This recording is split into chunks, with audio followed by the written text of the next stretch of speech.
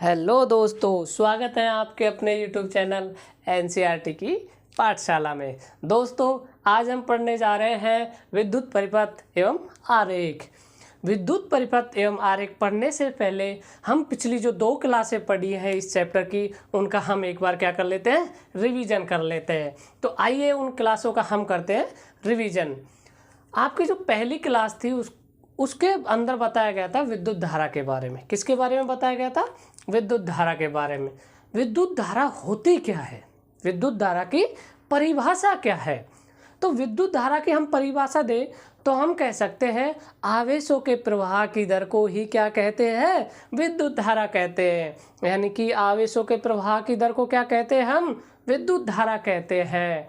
I बराबर होता है आपके Q अपॉन टी, यानी कि विद्युत धारा बराबर होता है आपके आवेश बटे सेकंड। क्या होता है? आवेश बटे सेकंड। यहाँ पर जो विद्युत धारा का जो मात्रक होता है वो होता है आपका एम्पियर। विद्युत धारा का मात्रक क्या होता है? एम्पियर होता है। और आवेश का जो मात्रक होता है वो होता है आपके कूलाम। क्या होता है आपका? कूलाम होता है। उसी प्रकार समय का मात्रक सेकंड होता है। समय का मात्रक क्या होता है? सेकंड होता है। और इस जो आपके विद्युत धारा है, विद्युत धारा को जिस यंत्र से मापा जाता है उस यंत्र का नाम है एमीटर। उस यंत्र का नाम क्या है? एमीटर। और इस यंत्र को परिपथ के श्रेणी क्रम में लगाया जाता है। परिपथ के कौन से क्रम में? श्रेणी क्रम में लगाया जाता है। और विद्युत धारा को एम्पियर जो मात्रक है वो क्या है? एम्पियर है। जो अगला आपका टॉपिक था वो था विद्युत विभव एवं विभवांतर। क्या था? विद्युत विभव एवं विभवांतर। विभवांतर किसे कहते हैं? विद्युत विभवांतर किसे कहते हैं? यानी कि विभव के अंतर को ही विभवांतर कहा जाता है। विभव के अंतर को ही क्या कहा जाता है? विभवांतर कहा जाता है। विभवांतर को जो मात्रक है विभवांतर का वो होता है आपके वोल्ट। क्या होता है? वोल्ट होता है। और जो आपके विभवांतर को जिस यंत्र से मापा जाता है उस यंत्र का नाम है वोल्ट मीटर। क्या नाम है? Volt meter. और इस वोल्ट मीटर को परिपथ के समांतर क्रम में लगाया जाता है। कौन से क्रम में लगाया जाता है? समांतर क्रम में लगाया जाता है। अब पढ़ते हैं हम विद्युत परिपथ एवं आरेख। विद्युत परिपथ एवं आरेख। हमें आरेखों की आवश्यकता क्यों पड़ी? हमें आरेखों की आवश्यकता क्यों पड़ी? क्योंकि ये परिपथ को सुविधाजनक बनाने में, यानी कि जो हम परिपथ का जो परिपथ एक जो बनाते हैं उसको सुविधाजनक बनाने के लिए हमें आरेखों की आवश्यकता पड़ी। जैसे ये कोई परिपथ है, ये क्या है आपके? ये कोई आपके परिपथ है। ये लगा दी मैंने बैटरी। क्या लगा दी? बैटरी। और ये लगा दिया मैंने आपके कोई स्विच यानी कि कुंजी। क्या लगा दिया मैंने?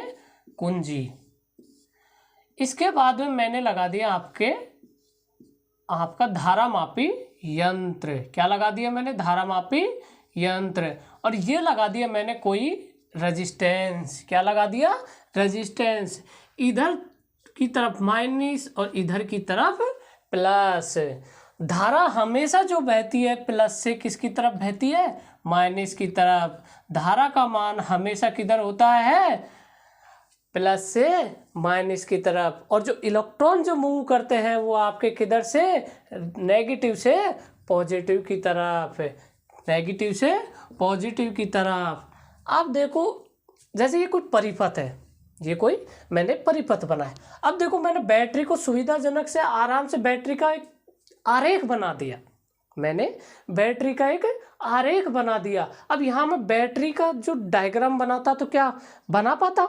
और उसी सुविधा को, मतलब इस सुविधा के लिए मैंने जो ये आरेख का यूज किया है। तो आरेखों का उपयोग उस परिपथ को सुविधा के लिए किया जाता है। अब देख लेते जो आपके जो आरेख है, मुख्य जो आरेख है वो कौन कौन से हैं। पहला है आपका बैटरी ही ले लेते हैं। पहला कौन सा? बैटरी ले लेते हैं। पहला है बैटरी। क्या है? बैटरी। तो जो आपके बैटरी, देखो ये तो आपके क्या हो गया? सेल ही हो गया। ये क्या है? आपका सेल ही है। पहले लेते, ये तो क्या है? आपके सेल है। बैटरी तो दो या दो से अधिक सेलों को जब जोड़ा जाता है तो बैटरी बनाई जाती है। तो ये आपके ले लेते हैं मैं विद्युत सेल। क्या है? विद्युत सेल। तो विद्युत जो सेल है उसका प्रतीक चिन्ह जो आरेख है वो क्या है? ये आरेख क्या है? ये आपके आरेख, इधर की तरफ प्लस, इधर की तरफ माइनस। ये आपका क्या है? कोई सेल है। क्या है? आपका विद्युत सेल। क्या है? ये आपका विद्युत सेल है। दूसरा, हम जो दो या दो से अधिक सेलों को जब हम जोड़कर बैटरी बना सकते हैं तो हम बैटरी का सिंबल ले लेंगे। तो दूसरा ले लेते हैं हम क्या? बैटरी। दूसरा क्या ले लेते हैं हम? बैटरी। तो विद्युत बैटरी, या हम इसे कह सकते हैं सेलों का संयोजन। विद्युत सेलों का संयोजन। क्या कह सकते हैं? विद्युत सेलों का संयोजन। विद्युत सेलों का संयोजन क्यों कह सकते हैं? क्योंकि हम विद्युत सेलों को क्या कर रहे हैं? जोड़ ही रहे हैं। यानी कि संयोजन का मतलब क्या होता है? जोड़ना। तो मैं क्या, अगर मान लो ये कोई एक सेल है प्लस माइनस, ये कोई एक सेल है और मैं इसमें एक सेल और जोड़ देता हूँ तो इसे हम बैटरी कह सकते हैं। इसे क्या कहेंगे? हम बैटरी कहेंगे। इसी प्रकार मैं इसमें और भी जोड़ सकता हूँ, आगे और भी जोड़ सकता हूँ। तो विद्युत बैटरी क्या होती है? दो या दो से अधिक विद्युत सेलों से मिलकर क्या बनती है? बैटरी बनती है। उसके बाद में आता है आपके स्विच या कुंजी। क्या आता है? आपके स्विच या कुंजी। आपने आपके घरों में देखा होगा, जो पंखा चलता है या आप उसको बल्ब वगैरह को जलाते हैं तो क्या स्विच को ऑन ऑफ करते हैं? वही स्विच ये है। वही स्विच का सिंबल क्या है? ये है। तो तीसरा ले लेते हैं अपन क्या? स्विच। तीसरा क्या ले लेते हैं अपन? स्विच। अब देखो, स्विच को हम दो तरीके से दर्शा सकते हैं। कैसे दर्शा सकते हैं? दो तरीके से दर्शा सकते हैं। कैसे? एक खुला स्विच, एक बंद स्विच। यानी कि एक खुला स्विच और एक बंद स्विच। यानी कि एक बार बंद कर दिया और एक बार खोल रखा है। यानी कि एक बार हमने किसी, जैसे बल्ब है उसको जला रखा है और एक बार उसको बंद कर दिया। तो बंद और खुला दो तरीके से हम इसको दर्शा सकते हैं। तो पहला हम ले लेते हैं खुला स्विच। क्या ले लेते हैं? खुला स्विच। खुला, खुली कुंजी, क्योंकि स्विच को हिंदी में क्या कहते हैं? कुंजी। तो ये हो गया इसका, ये तो हो गया आपका खुला स्विच यानी कि खुली कुंजी। दूसरा आप जो चौथा है आपका वो हो जाएगा बंद कुंजी। कौन सी? बंद कुंजी। जो आपके बंद कुंजी होगी उसका जो आरेख होगा कुछ इस प्रकार होगा। ये इसके टच में है। कैसा होगा? इस प्रकार। ठीक है। आपका बंद कुंजी हो गया, खुली कुंजी हो गया, आपके विद्युत बैटरी हो गई, विद्युत सेल हो गए।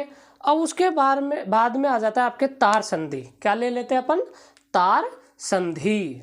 5वें नंबर पे क्या ले लेते हैं अपन? तार संधि। जो तार संधि का मतलब होता है जोड़ना। संधि का मतलब क्या होता है? जोड़ना। जैसे मान लो ये कोई तार जा रहा है, ये कोई तार जा रहा है, इधर से ये कोई तार जा रहा है, मेरे को इधर की तरफ भी कोई तार लेके जाना है। तो क्या मैं यहाँ पे इसको जोड़ के रख दूंगा? ऐसे जोड़ दूंगा तो ये हो जाती है आपकी तार संधि। यानी कि मैंने इस तार को यहाँ पे जोड़ रखा है। इस प्रकार मैंने इस वाले तार को कहाँ जोड़ दिया? इसके यहाँ पे जोड़ दिया। ये कहलाती है आपके तार संधि। संधि का मतलब होता है जोड़ना। किसी एक तार में दूसरा वायर इस प्रकार जोड़ देना, इसे कहते हैं तार संधि। ये आपके हो गया तार संधि। उसके बाद में आ जाता है आपका तार क्रॉसिंग। उसके बाद में क्या आ जाता है आपका? तार क्रॉसिंग। जो तार क्रॉसिंग का मतलब होता है कि जैसे मान लो एक वायर जा रहा है कोई, तार क्रॉसिंग में मतलब ये कोई वायर जा रहा है, ठीक है। ये कोई भी आपके अगर कोई एक वायर जा रहा है, जैसे मान लो ये आपके कोई एक क्या है? वायर है। मैं अभी आपको दिखाता हूँ। ये क्या है? आपके कोई वायर है, ये कोई क्या है आपके वायर है। अब इस वायर के ऊपर कोई और वायर चले जाए, जैसे ये वायर ऐसे जा रहा है और इसके ऊपर कोई और वायर एक ऊपर से निकाल दे, एक वायर ऊपर से, जैसे आपने गांव में या फिर आपने कई शहरों में भी घरों के आसपास आपने देखा होगा, एक तार के ऊपर फिर और एक सप्लाई लाइन जा रही होती है। जैसे ये कोई सप्लाई लाइन जा रही है, उसके ऊपर से कोई और दूसरी सप्लाई लाइन जा रही है, तो उसे कहते हैं तार क्रॉसिंग। जैसे मान लो ये कोई तार जा रहा है यहाँ नीचे और मैं एक वायर तार इसके ऊपर कोई दूसरी लाइन मैंने इसके ऊपर और क्रॉस करा दी, इसे कहते हैं तार क्रॉसिंग। क्रॉसिंग का मतलब होता है क्रॉस करना। जैसे मान लो आप सड़क पार कर रहे हो, क्या कर रहे हो, सड़क पार कर रहे हो, तो आप कहते हैं सड़क क्रॉसिंग। तो यानी कि क्या ये जैसे ये सड़क जा रही है तो क्या आप इधर से सड़क को पार करते हो ऊपर से, तो क्या उसे क्रॉसिंग कहते हैं।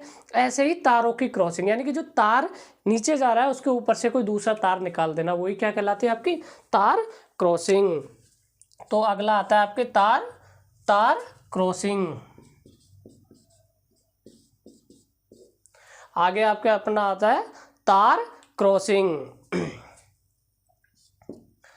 तार क्रॉसिंग में अपन दर्शा सकते, देखो ये कोई वायर गया, ठीक है, ये कोई क्या गया, वायर गया, ये ऊपर से जब कोई तार क्रॉस करता है तो इस प्रकार इसको दर्शाया जाता है। ये थोड़ा मैंने बड़ा बनाया है दिखाने के लिए, तो क्या इस प्रकार अपन इसको दर्शा सकते हैं। ये हो गया आपके तार क्रॉसिंग। अगले आप देख लेते हैं जो आपका क्या होता है प्रतिरोध। अगला आप देख लेते हैं आपके कौन सा, प्रतिरोध। 8वें नंबर पर कौन सा ले लेते हैं आप, प्रतिरोध।